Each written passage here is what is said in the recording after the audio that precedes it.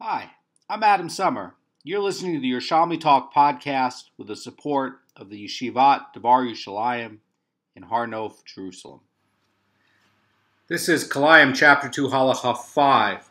Now, we're getting into the concept of the Rosh Tor. A Tor is going to be a triangle in jewelry work back in Mishnaic language.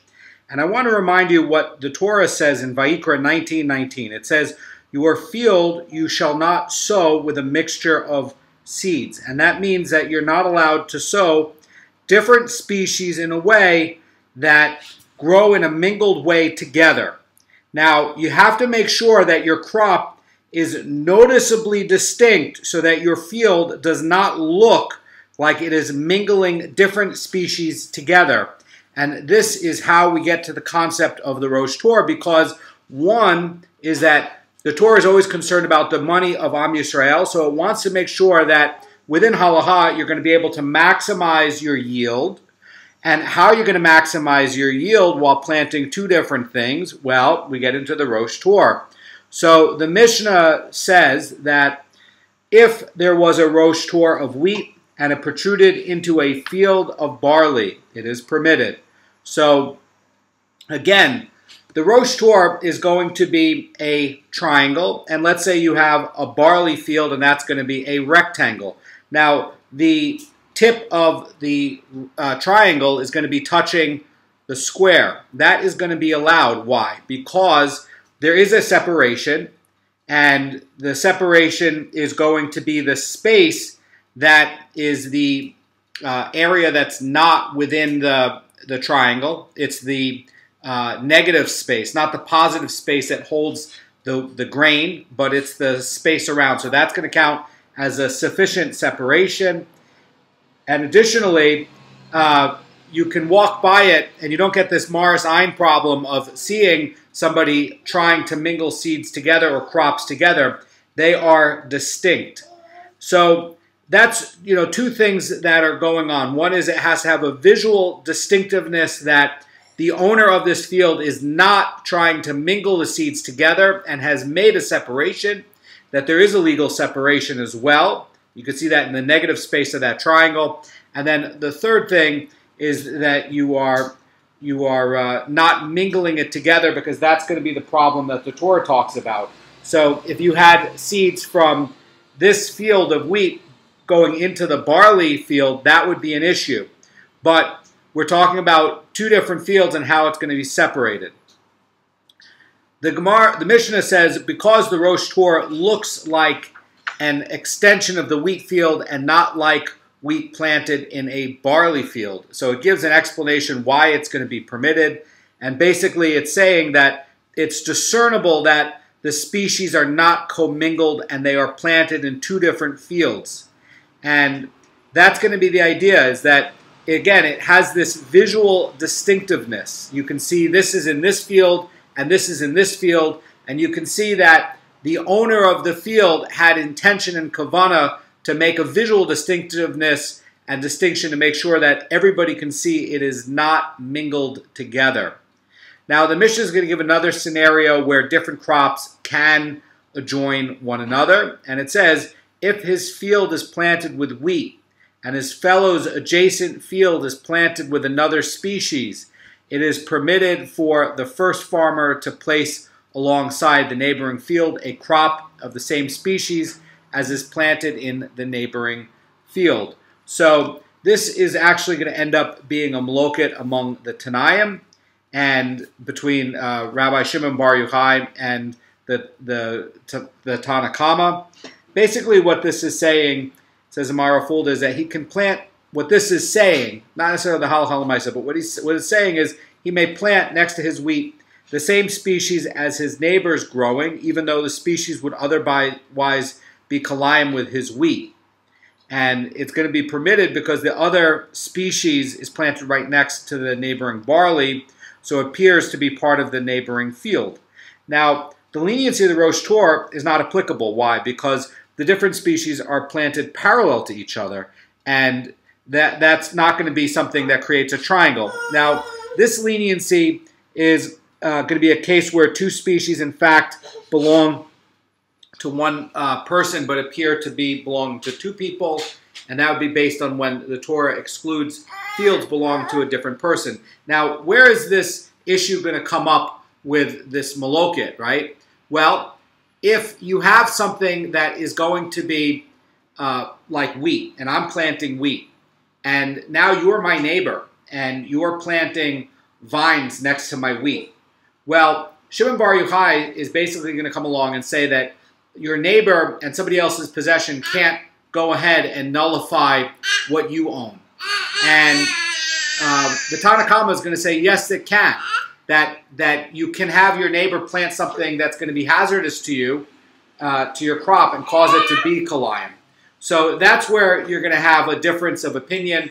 And what's that going to be similar to? It's going to be similar to the law of damages. When somebody puts something like salt next to the wall or lime next to the wall within a certain amount of space. And why is that going to be forbidden? That wall may not belong to you, but you end up damaging that wall. It's somebody else's property. Even though you put your salt with a distance away from it, it's still going to be close enough that it eats away and it ruins the cement of the wall, and you destroy his property. And that's going to be the similar case, that you end up planting something, and your neighbor can end up planting something right next to you and can end up nullifying it.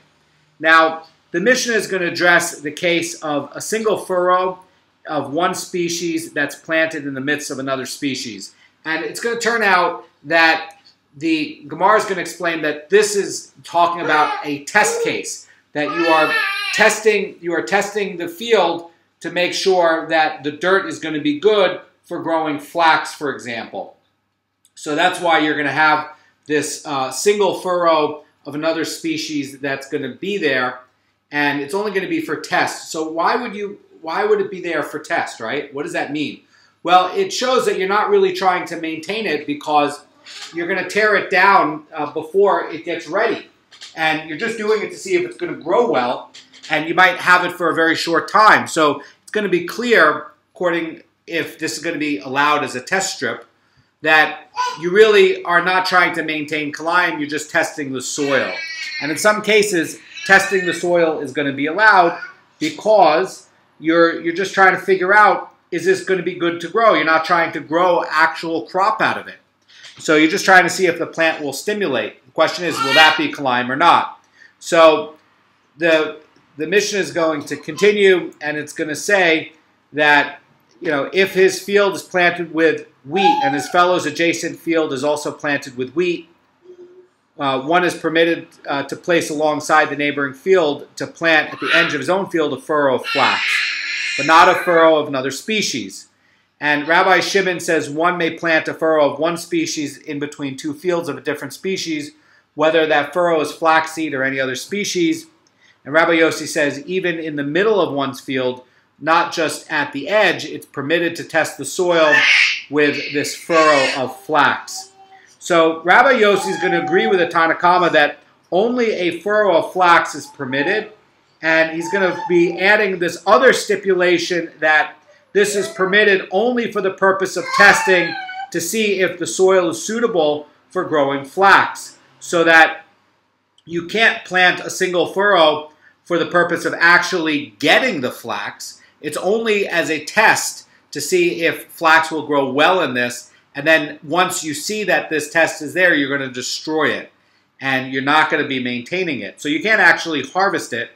And what's the difference with the Tanna Kama? The Tanna Kama is basically going to be holding where, Rabbi Yossi is going to be allowing this furrow to be planted anywhere in the field, okay?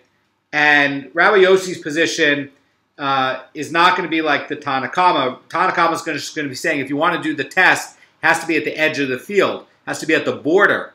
And so the Tanna Kama is actually being more strict here, because they're saying that no, it has to be a visual indication that everybody sees that this is the border of your field, this is the edge of your property, and that's where your single test flax strip goes. Now, the position of Rabbi Shimon, according to the Rambam commentary, is holding that whether the furrow is flaxseed or any other species, it's forbidden to be planted in the middle of another species.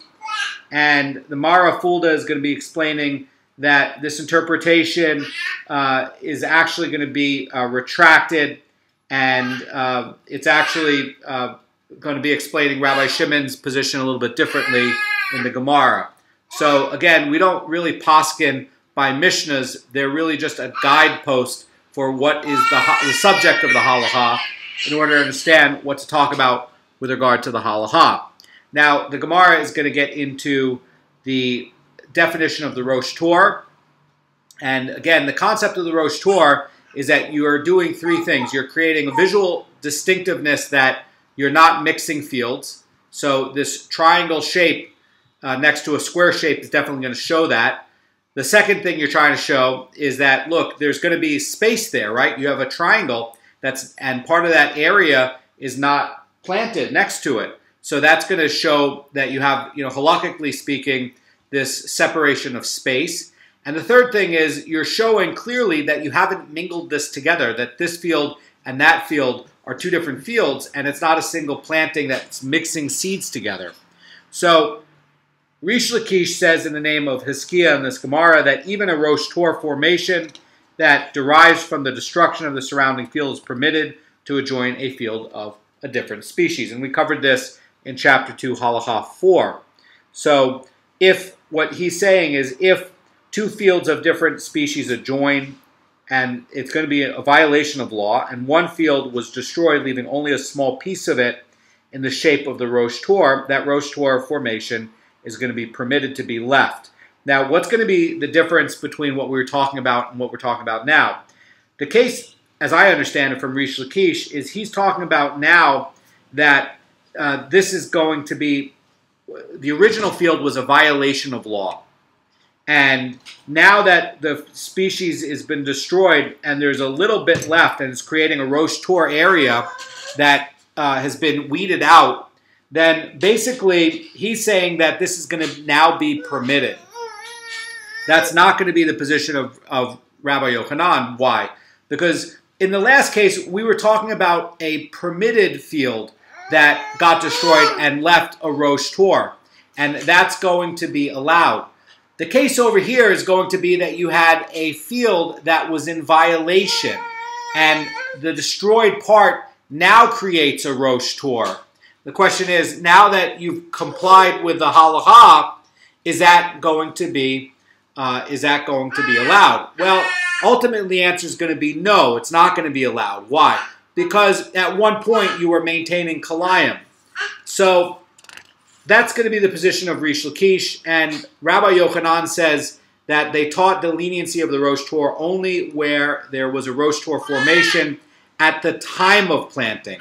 So Rabbi Yochanan is saying that, look, if you have a destroyed field now, right, and your destroyed field was out of compliance with the Kilayim planting laws and farm laws, you can't come along now and destroy it in a way that makes it compliant and say that it's okay. And basically, he would be saying that you have to rip it up.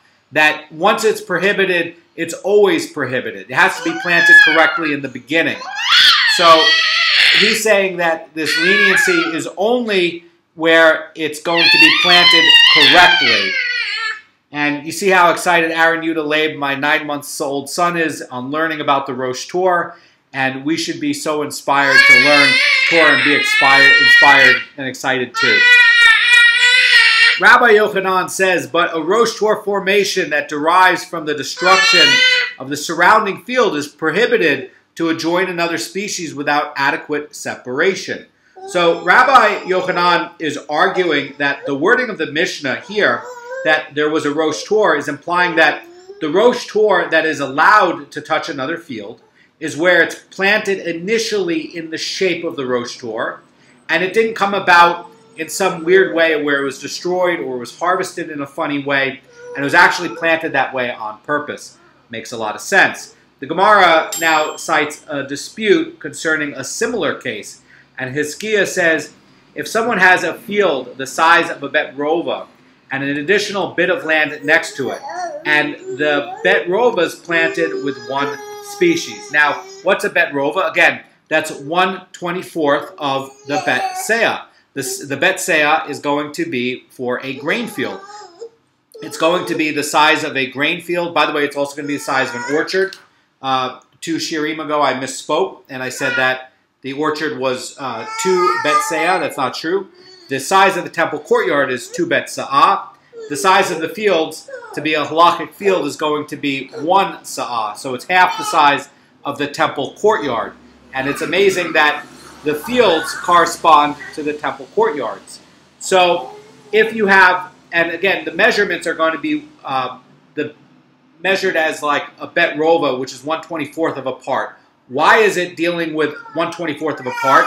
Because we have a halacha Moshe Sinai that nullification applies in 1/24, just under 1/24th of a part, if the species of grain is going to be in the same category that we talked about. So if you have grain and grain, it's going to nullify in just under 1/24th.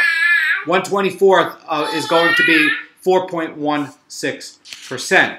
So the idea here, Hiskia says, if someone has a field the size of a bet rova and an additional bit of land next to it, and the bet rova is planted with 1 species, and it says then he may plant any species he wishes in that little bit that's next to it.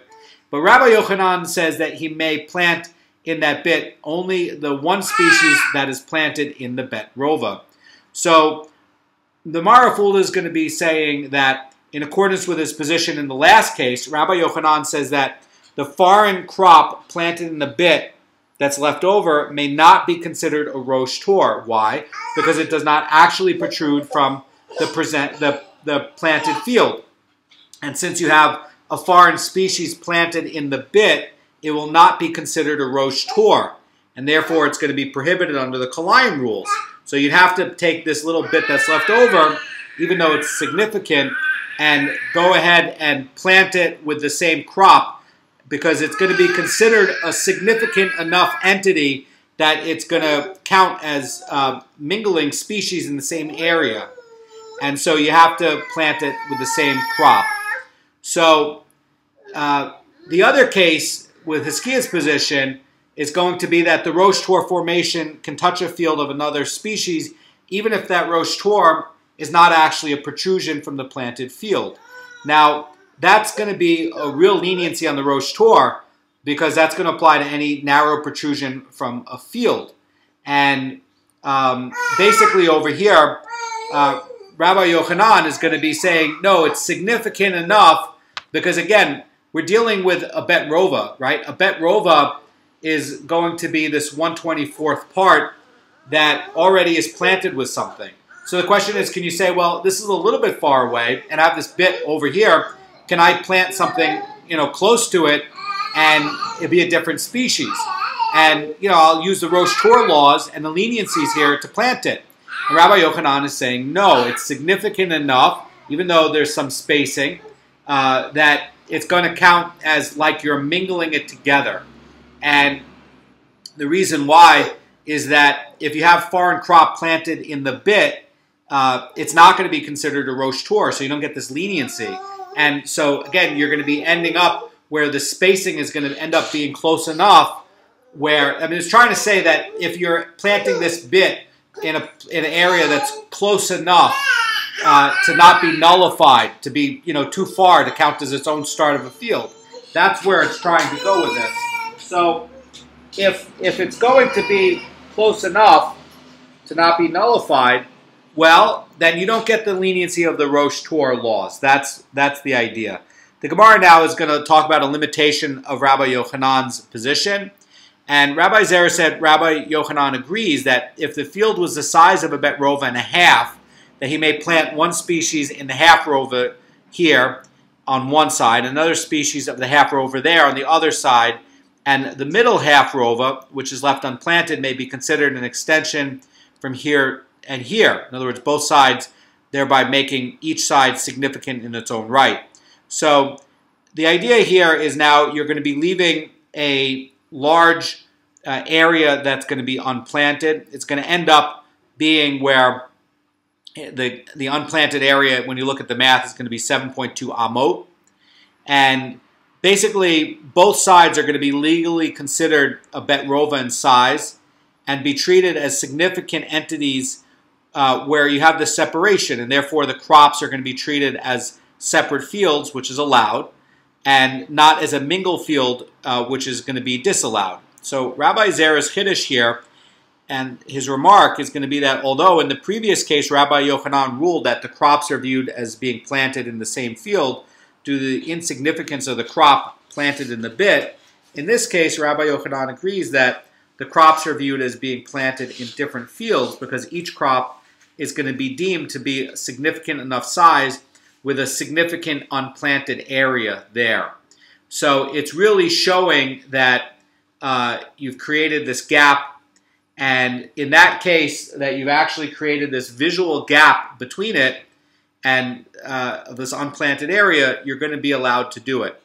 Now the Gemara is going to challenge Rabbi Yochanan's original ruling about this bit that you're doing that might be too close, and you're trying to plant one species and you have this bit of land left over next to it, and the idea is, well, can I just use the Rosh laws and plant something else there? Rabbi Yochanan says, no, you got to plant the same thing in the original area. And again, we're not talking about this second case, this second qualification that Rabbi Zera has, where you take the entire area and you separate it out into 3 fields with a significant unplanted area in the middle that clearly distinguishes, the grain in one area and the grain in another area. We're talking about a little bit of land that's right next to it. Are you going to get the Rosh laws? Gemara is going to challenge it, and the following brisa looks like it contradicts Rabbi Yochanan. And it says, if someone had 2 fields and one planted with it wheat and the other planted with it barley, it is permitted to place a furrow in between them and to plant 1/2 of it with wheat and 1/2 of it with barley. And it says this is because the wheat planted in the furrow appears to be the end of his wheat field and in extension of the barley field, and the furrow appears to be the end of the barley field and an extension of it, and therefore subject to the Rosh Torah exemption. So what does Rabbi Yochanan do with this baraisa? How does he explain it according to this position? So the leniency of the Rosh Torah applies to anything that looks like an extension of a field, and that's going to be regardless of the shape. So that's going to be the note by the Vilna Goan. So although, says the Marafulda about this, although there is space between the fields and the furrow, since the space is less than a bet rova, the crops planted in the furrow are viewed as extensions of the field. And the furrow and the middle bet rova are therefore not viewed as a field containing 2 species, but are considered divided, with the wheat in the furrow being part of the wheat field and the barley in the furrow being part of the barley field. So the Gemara is going to assume that just as Rabbi Yochanan restricted the leniency of the Rosh Torah to a Rosh Torah that actually extends from a planted field, and by the way, was planted this way on purpose, right? Not accidentally turns up this way. He's going to limit the leniency of a Rosh Torah. So the Gemara is going to answer how Rabbi Yochanan deals with this. And the Gemara says that he explains this baraisa in accordance with the distinction made by Rabbi Lazar ben Yaakov, and that's going to be in the Tosefta 2:2 here in Kilayim. And it says, for Rabbi Lazar ben Yaakov says, even if a row of only 1 wheat seed following after 1 wheat seed protrudes into a field of barley, or a row of only 1 barley seed after 1 barley seed protrudes into a field of wheat, it is permitted to make such a row, because the row of the wheat seed after the wheat seed that protrudes into a field of barley is discernibly part of the wheat field from which it protrudes. And if the row of barley seed after barley seed that protrudes into a field of wheat is discernibly of the barley field from which it protrudes, it says, but if there is 1 wheat seed embedded in a field of barley, or 1 barley seed embedded in a field of wheat, that is prohibited because it does not protrude from a planted field. So, according to the authorities who, says the Chazan Ish, who maintain that even an actual Rosh Torah may not penetrate into the adjoining field. That's the point of this. This Tosefta is referring to a single seed that's embedded in the area adjacent to the barley field, that's reserved for the barley, and that's going to be due to the Kilayim restrictions. So Rabbi Elazar ben Yaakov is ruling, just like Rabbi Yochanan, that a small piece of that's unconnected to a planted field is not considered a Rosh Tor. That's the point. And nevertheless, he's explicitly allowing extending a row of seeds from one field to the other. So it looks like Rabbi Elazar ben Yaakov is distinguishing between a piece of unconnected, a land that's unconnected to a planted field, and one connected to a planted field, even though the piece is planted later. And likewise, over here, says Mara Fulda, Rabbi Yochanan's strict ruling on this, prohibiting planting a foreign species in a bit of land, applies only to a bit that's currently unconnected to a field, not the extension of an actual planted field like the furrow in between two fields. And that's going to be considered connected to the fields. So an extension of an actually planted field is going to be considered a Rosh Tor and permitted to touch the other species even though it was planted later from a field from which it extends. So the Rosh Tor has this leniency, and it's going to be where even if you're planting the Rosh Tor later, that it can touch the main part of the field. And because it's going to be, even though you didn't even finish starting the second field yet, right? It's going to be visually distinctive, and that's going to be showing that even this single seed is going to be the start of the Rosh Tor that you're going to be doing later and the start of this other field. So one of the differences between what we were just talking about and now is going to be where you have a bit of land that's close to the main part of the field. And there's a little bit of gap there, right? So could you start planting there? Rabbi Yochanan is saying, no, you can't. You don't get the leniency of the Rosh Tor law from that. That's what this is all about. Do you get the leniency of the Rosh Tor law if you have a bit of land that's close to this area, right next to your main part of your field, that you can say it's a Rosh Tor and I can start, planting a, field number 2 here? Rabbi Yochanan says no. A Rosh Tor actually has to touch. It has to be a triangle that's actually touching the other field in order to qualify it for it. So the Gemara is going to cite a dispute in the Mishnah regarding planting a single furrow. Now, in the case that we're talking about, why does Rabbi Yochanan say that this bit of land has to be the same field, the same kind of seed as in the main field, the field A? Why does it have to be, right? Why can't you just plant a different thing and say it's a different field? He's saying because your spacing is too close. You don't get the Rosh Tor leniency, and because it's too close, it counts as like you're mingling. It's substantial enough that you have to have a separation between field A and field B. And field B is not far enough away. That's the point. Now you'd say, but what about the Rosh Tor? Well, the Rosh Tor is a special leniency that, again, you have this tip of the triangle, and you're creating a new triangular field there, and you have this negative space that's not planted. That's going to be a separation. It's going to count as a boundary. So the Gemara now is going to talk about this dispute in the Mishnah regarding the planting of a single furrow. So it says, if his field is planted with wheat and his fellow's adjacent field is also planted with wheat, the Tanakhama permit him to plant a single furrow of flax at the border. Rabbi Yosei is actually going to be more lenient. He's going to permit him to do it anywhere in the field. Now, the position of the Tanakhama is going to be saying that, look, you need to really make sure that you have a visual distinction, that this test field that you're doing, really everybody can see is at the test field. It's not in the middle of your fields. It's all the way at the end after all of the other stuff is planted. It's right at the very, very end. That's the idea. It's really driven in that this is just a test field. You're not maintaining it, and you're putting it all the way over there as a strip in the very end of the field. So the Gemara is going to get into this position of the Tanakhama's opinion. It says, what case are we dealing with? And it says, if we are dealing with a case in which the farmer plants the flax intending only to test to see if the soil is suitable for growing the flax, then even if the test furrow was in the middle of the field, shouldn't it be permitted, like what Rabbi Yossi is saying? In other words, if it's just, you're not trying to maintain it, you're not even going to harvest it, you're just seeing if it's going to grow, why not put it anywhere? Why is it that the Tanna Kama is going to say, no, this one test strip, that's got to be at the end of the field, right at the border of the field?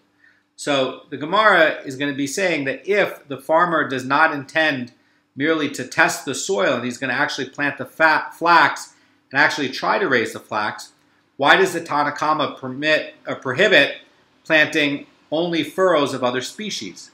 So it's going to say that even a furrow of flaxseed is prohibited to be planted together with another species if it's planted to actually raise the flax and not just as a test. So the Gemara is going to answer this.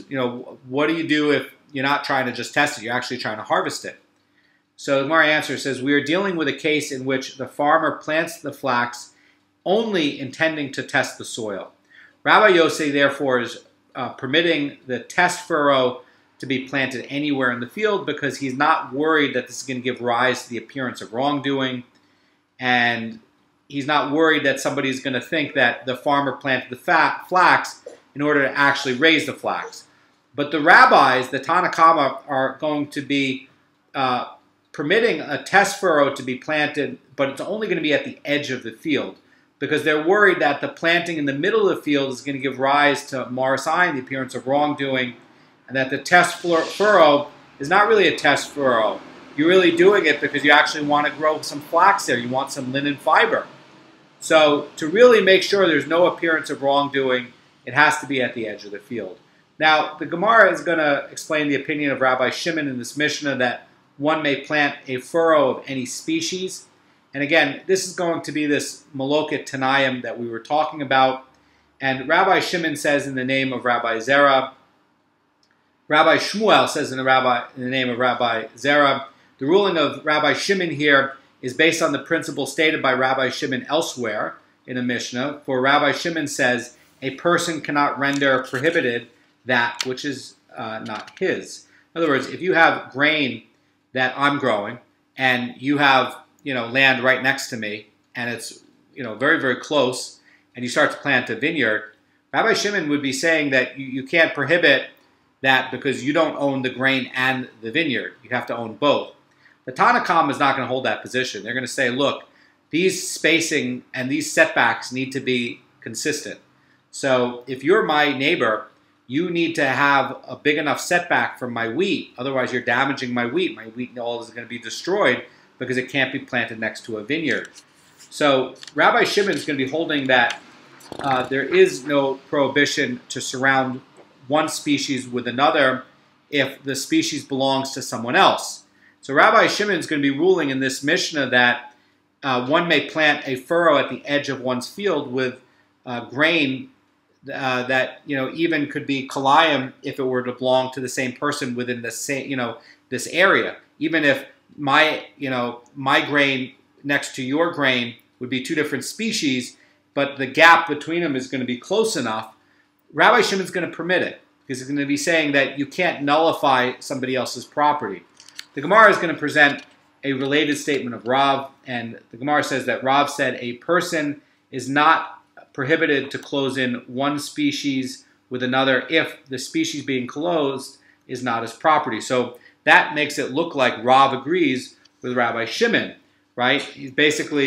That's echoing Rabbi Shimon's position. So the Gemara is going to explain the basis of Rav's ruling, and Rabbi Yonah says that this ruling of Rav follows the opinion of Rabbi Shimon.